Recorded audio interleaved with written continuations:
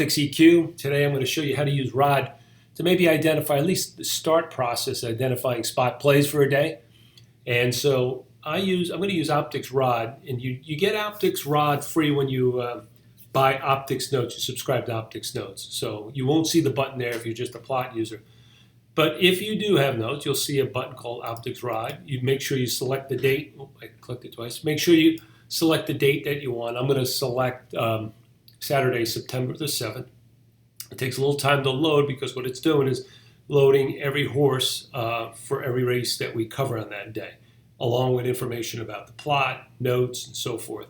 And essentially what we're creating is kind of a database of information you can filter on, almost like use it as a search engine, right, and try to find things. And I like to do is find particular notes. I mean, you could also find if you want to look for a square in a certain quadrant and all the rest of that, you can look for that here too.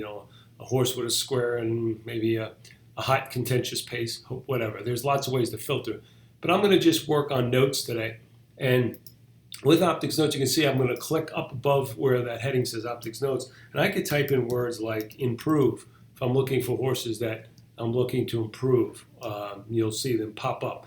If that word appeared in any of the last 3 races this horse has run, it'll pop up there, right? So that's good information. If I'm looking for a horse that is maybe stretching out, I'll type the word stretch, and then you obviously can use a number of different keywords. One thing that I like to do is the last race the horse ran a keyword. I don't want to miss horses maybe shipping circuits and so forth. That I don't normally follow. Sometimes, if you have a horse, if I'm following Monmouth and somebody ships into Penn National, I hate to miss a horse that I had tripped out because I'm just unaware. So what I like to do is use this alert called green keyword in the last race, GW1. I'm just hovering over. This horse happens to have it. So it's GW1. And what you do is you get all the horses, all the different tracks who have a green keyword in their last race coming into today. And, I just kind of go through the list. The way I play this is, or look at this, is, I just make sure, like, if I'm seeing like a turf keyword, a green keyword saying we're projecting the horse would be better on the turf, I just want to make sure, like, today's race is on the turf. Okay, those types of things. I may look at the odds of the horse. I'm looking, if I see a green keyword and longer odds, I may also look at the fig range and the figures this horse has been running just to see. Sometimes it's great to have a green keyword and the horse we're going to project improve, but he may be in a spot way over his head. So this is kind of what I use. I look at the fig range and I kind of look at the figures this horse has been running. So those are kind of just different things. You can drill down each of these races and so forth. As I went through the list, one that kind of piqued my interest a little bit was this horse running at Laurel Broker's Reward, the number 10. And the reason being, this horse was against a bias in Monmouth.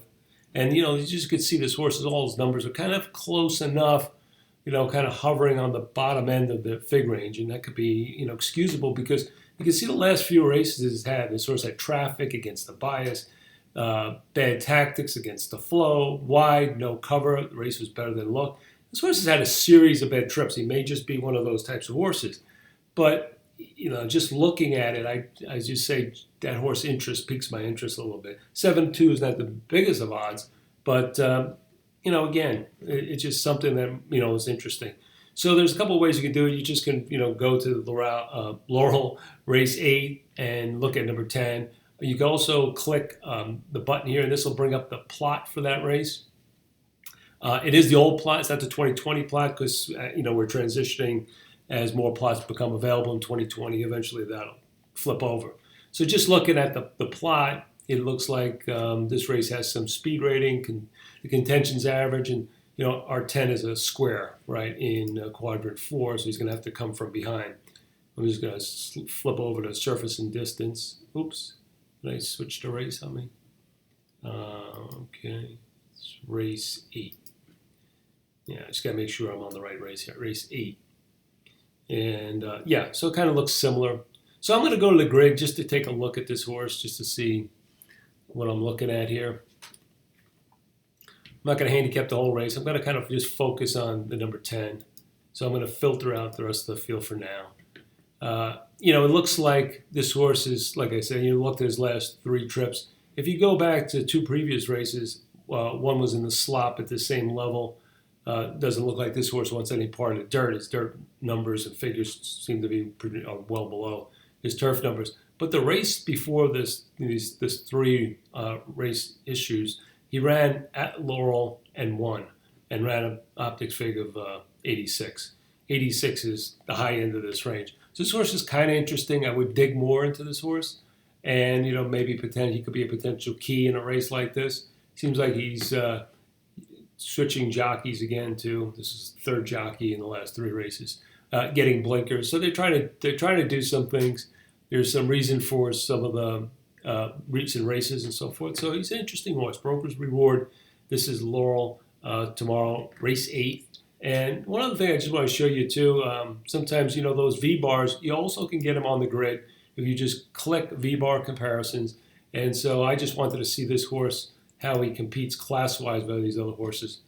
And you can see in his recent race, he's above most of the horses. The 11, 5, and the 10 look like the kind of the class of the race. So again, another positive. So Broker's Reward, take a look at it. Again, a quick way to at least start your handicapping, not miss that information that's really kind of potent.